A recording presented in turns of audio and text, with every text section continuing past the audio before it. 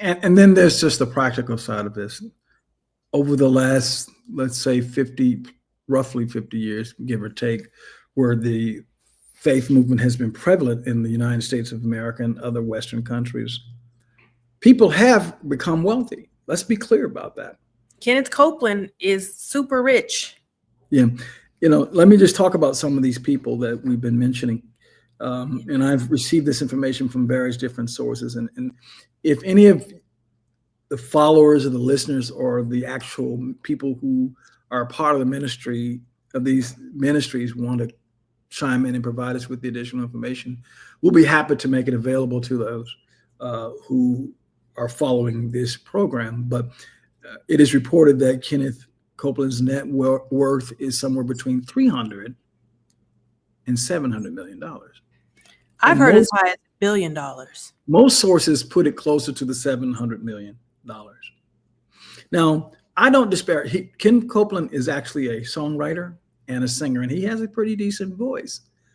And he writes multiple books. Of course, he probably has a ghostwriter, but nevertheless, I don't disparage any man or woman for maximizing his gifts, talents, and abilities to create wealth for himself and for his family. That's godly. That's golden. The challenge is the books that he's writing promulgate and propagate heresy.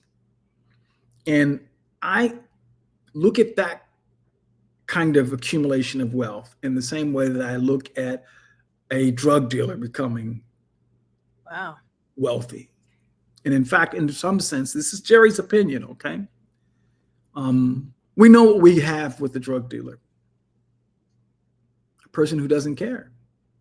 A person who only wants to get wealthy, and he knows that lives are going to be broken and destroyed.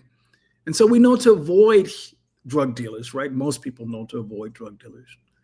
And if for some reason we are involved with a drug dealer, we know what we're getting involved with. But when we encounter people in the house of God who claim to speak in the name of God, who claim to care about the things that God cares about, we let down our barriers, right? Our walls of self-protection, and we let people in.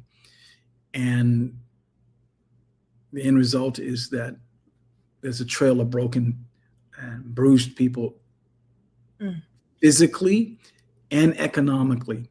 So they're getting rich. The prosperity gospel preacher. And Pat Robertson had a reported, yes, they're getting rich by teaching that stuff. I'm saying, they're worse than the drug dealer. Like dealing. They're dealing in a high spiritual contraband. Right. Like, and to get you high. Yeah, but it gets you high in the moment, right? Like, and then eventually you come crashing down and you need another fix until you OD and, things don't go right. But it's very similar. It's like, I'm feeding you contraband junk to get you all wound up and happy. You giving me your money that you need for other things. Pay your light bill. Pay your light bill, pay your car note. And I'm getting rich. And in the end, you're crashing. Mm-hmm. And for this reason, we have to speak. Because disproportionately it's happening to historically marginalized people, Black and brown people, Black people. Poor people in general. Like Pat Robertson, net worth $100 million. Creflo Dollars Jr. reported net worth $30 million. It's unknown what Frederick K. Price's net worth was, but at one point I know he bragged about living in a very nice home and having the top everything, including trash cans. Saying at one point, I heard him say this, he had the Rolls Royce of trash cans. Okay. I'll leave it there. We're going to leave it right there because it's a trash can. Yeah. Benny Hinn, $60 million net worth. Juanita Bynum, no more sheets. $10 million net worth. And again, I'm not mad at these people for having funds based on their gifts and talents, because I know. Yeah, let's be clear. Joel Osteen is very prolific writer, whether he's writing his stuff or not. So is Joyce Meyer. So if they're making money, it's a whole lot of white people. If they're making money that way, then by all means, more power to you. No, but I say, what are you writing? Yeah, well, and that's what I'm saying. But what are you writing? Are you pushing drugs, basically spiritual drugs, and therefore you're sending garbage? Or is it like, like Rick Warren's Purpose-Driven Life, where it's this reflection, it's a good piece of work, and it's one of the top selling books of all time. Theologically sound work. That you don't even have to be a Christian to even more power adhere to it. Right. Your doctor don't have to be a Christian to practice good medicine, right? But your pastor needs. Do you want to? I don't even want to go down that road.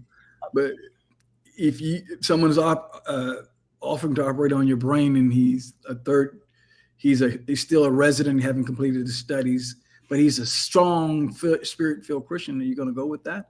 They're going to go with the guy who may or may not be saved, but who actually knows the craft. So, yeah, it's the person that is writing the book. That's great. They have the gift, but it still comes down to, what are you putting out on them streets? Are you dealing in a type of spiritual crack that, like, as you say, give people an instant high and gives them an escape, but at the end of the day, it leaves them a little light in the pocket? Not just light, but also sick. Like there's the crashing down. Right. Your teeth's missing because of the meth. You know what I mean? Just all these different side effects of it. And I think that, so what the crack man does damages your body, but what the false preacher does damages your soul. It has eternal consequences. And it can damage your body too, right? Like if I think that I don't need to go to the doctor because I can just speak healing, then my body's going to suffer. I know I went to a funeral with some woman, leave it, but she didn't go to the doctor and she had a bowel obstruction, and that's, what caused her to eventually not be here. But if she had gone to the doctor, that could have been resolved. But she was doing that word of faith, name it, claim it. And so it has a spiritual impact, but it also has a very real physical impact as well that we have to consider. And so that's why, to your point, why it's more deadly and more dangerous than the crack pusher or the dope man, because you have both the physical downside, the financial downside, and then the spiritual downside. It's like there's no benefit to this at all. There's no upside to it, right? Right. And yet the devil knows how to make it so attractive. Which brings us back to the Garden of Eden, right? In the Garden of Eden, there was multiple trees. One was the tree of knowledge of good and evil. And God made it clear to Adam and Eve that if they ate from that tree, they were going to die. But what was also in that garden was the tree of life. And if they had taken fruit from that tree and eaten it, they would literally still be alive today. But what's so remarkable about that story is that Satan convinced them to totally ignore the tree of life, dress up and make inviting and appetizing the tree that essentially was a tree of death, and go for it. And guess what? The devil is still doing that basic maneuver with human beings today.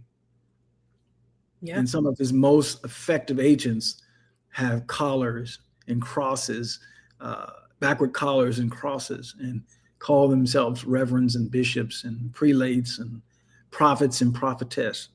Now, let me just be clear. I believe in that God heals, and I have personally benefited from being healed by God.